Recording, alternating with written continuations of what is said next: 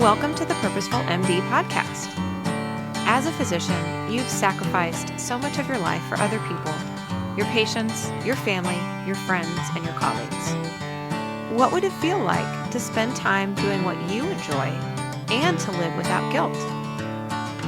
I'm your host, Dr. Laura Sutton, a family physician, certified coach, and business owner. If you're a medical professional on a journey towards your most purposeful life, a life with more time and energy, and ultimately more joy, then this is the podcast for you. Welcome back to another episode of the Purposeful MD. I'm so happy that you're with us today. I'm going to spend some time on a topic that has been really top of mind for me lately, and I spend a whole chapter on it in my book. It's about letting go of things that we don't have control of. And this has been coming up in a lot of conversations I've had with people lately. So I really wanted to spend some time on this. So, as you all know, I'm a physician. If you're a physician listening to this resonates with you. Even if you're not, I know this resonates with a lot of folks that we carry so much weight on our shoulders. So, physicians carry the responsibilities of our patients, of our teams, and no matter what setting we're in, we have responsibilities for our families, to our colleagues, our friends. And so we kind of carry this burden around thinking that we should be responsible for everything, but we really aren't. We just can't be. And physicians are trained to fix problems and to prevent problems from happening and to solve problems.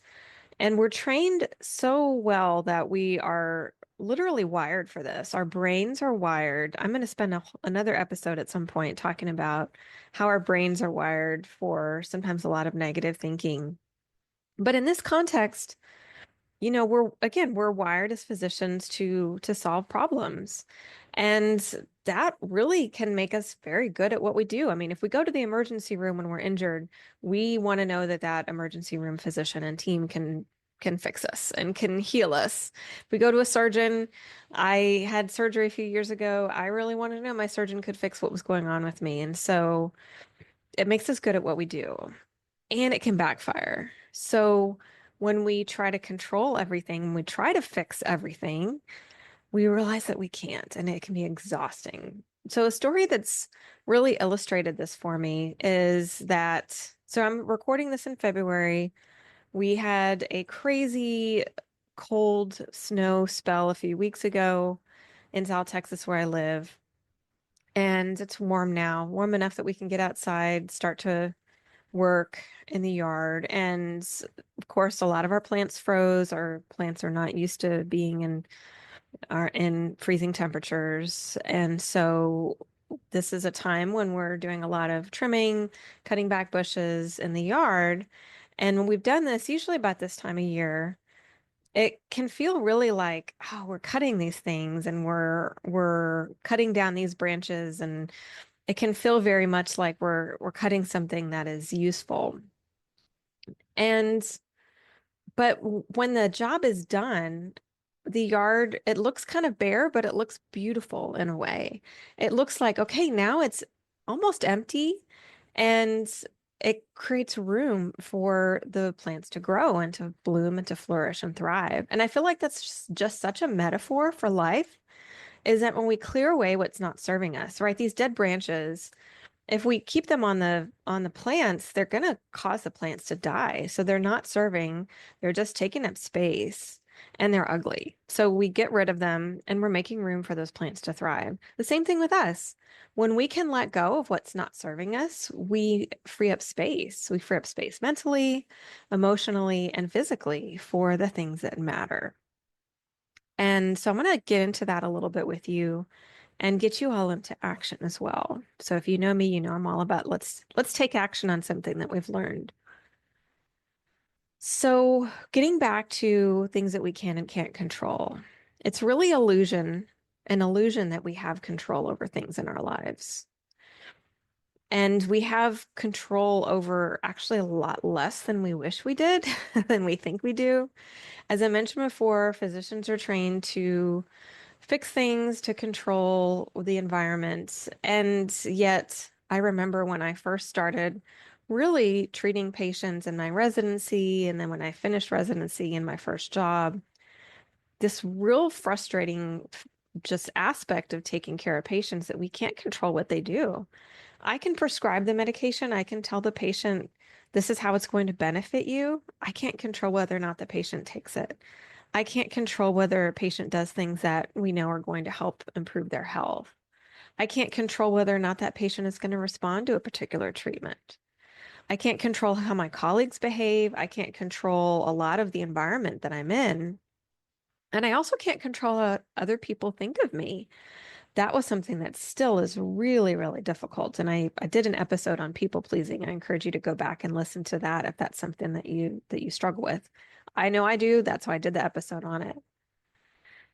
So we have to realize first that there's very little that we can control. And when we cling too much to what we can't control, then we get frustrated, we get exhausted, and then eventually we're going to get burned out. If you are wondering if this might be happening to you, here are a few things that are signs that you might be holding on to things too tightly. If you feel like you have to do everything yourself because no one will do it right. I see this all the time. I feel this in my own family. Well, I'll just load the dishwasher because nobody else can do it the way I can, or I'll just do the laundry because nobody else can do it the way I can. So that's probably me, definitely me holding on to control. If you feel responsible for things that are outside of your control, like how your patients may do or do not comply with your treatment plans if you're a healthcare provider, or how other people perceive you.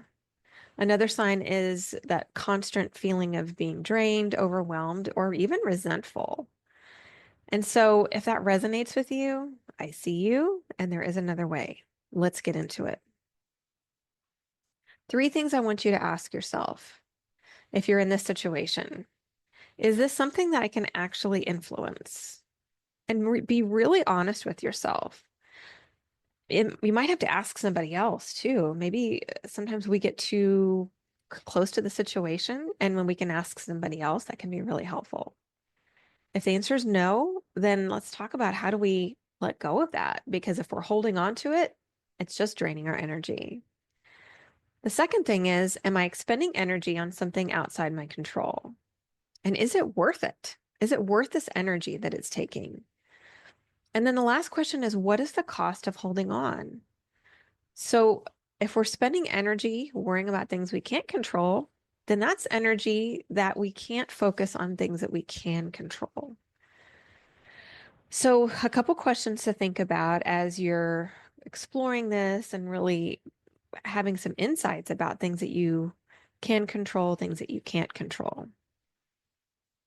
So here's an exercise that I want you guys to do to help understand what are the things that we can control and what are we can't. So if you're able to, I want you to draw a small circle on a sheet of paper. That's your inner circle. That's what you can control. And there are really only 3 things that you can control: what you say, what you think, and what you do. What you say, what you think, and what you do. Those are the things that you can control. So that's in your inner circle. Now draw another circle around that that's a little bit bigger, so a concentric circle. So that's the middle circle. That's what you can influence, but you can't control it. So you can influence if your patients comply with you. You can influence the culture of your workplace. You can influence your family, right? We can influence politics, but we can't control it. And then the outer circle, to draw another circle around that, that's what's completely outside of your control. So that might be policies that your institution sets, what other people say and what other people do, the weather. A lot of politics we cannot control. And so, but that's where we spend the most of our time and energy. And that can be really, really stressful when we focus on things that we can't control. But when we look inward to what we can control, it is actually really, really empowering. It starts to feel like, at first, it feels like, well, that's depressing that I can't control these other things. But again, remember what I said. If we're expending energy focusing on what we can't control, then we're not spending that energy and focus on what we can control. That's where the power comes from. So when we can shift that power and, just like flip that switch and start really focusing what we can control, we realize how much power we actually do have. So how do we let go? That's the question. If you're realizing, gosh, there are some things that I just can't control. So a lot of it is shifting our minds, shifting what we think, and it takes practice to think new thoughts. So maybe a thought or a mantra like, I let go of or I release what I can't control. Even if you don't believe it, just saying it to yourself can be really, really helpful. Another thing you can do is an energy audit. So look at what are the things that are draining you. You can delegate, you can automate, you can eliminate a lot of things. Um, Again, it's not always easy, but ask yourself, what's the cost? What's the cost of holding on to this? And then the next time you catch yourself feeling responsible for something that's outside of your control, just kind of notice, ask yourself, is this mine to carry? Is this mine to carry? I love that question. I ask myself that all the time. Is this mine to carry? And if not, just let it go. And again, it takes a practice. It's a practice. So I hope this has been helpful for you. Again, I just want to reiterate that letting go is not about giving up. It's not about just saying, well, screw it. Everything is hopeless and there's nothing I can do anyway. It's really very freeing because then you can focus on what truly matters. And when we stop trying to control things that are outside of our control, we get back so much time and energy and peace of mind. So my challenge for you in this next 7 days is identify one thing that you're holding on to that you can't control and actively let it go. Some people do rituals or some form of, maybe it's something physical you can throw away or burn in a very controlled environment or get rid of somehow if it's a physical reminder that you need, but actively let that go. Maybe it's something at work that's frustrating. Maybe it's worrying about what other people think. Maybe it's a responsibility that's not really yours and it's a boundary that you need to set. Whatever that is, make the decision and commit to releasing it. As you're doing this, I would love to hear from you. Let me know what's something that you're working on. What's something that you're working on letting go of? I'd love to hear from you either via email, comment on my post when I post this on social media, on LinkedIn and Facebook. Feel free to drop me an email, laura@thepurposefulmd.com. And again, if you just remember, you have more power than you think, not in controlling everything, but choosing where your energy goes. I hope this has been helpful for you. If you're interested in this, I've got some great practices in my book. Check out my book on my website at thepurposefulmd.com/book. And until next time, take care of yourself and keep living your life with purpose. While I am a physician, the information presented in this podcast is for educational purposes only and should not be considered medical advice. It is not a substitute for professional medical advice, diagnosis, or treatment. Please consult with your own healthcare provider before making any significant changes to your lifestyle or routine. By listening to this podcast, you are not creating a physician-patient relationship. Thank you for listening to the Purposeful MD podcast. If you like what you hear, please rate and review the show. Please also visit my website, www.thepurposefulmd.com, for free downloads or to discuss working with me as your coach.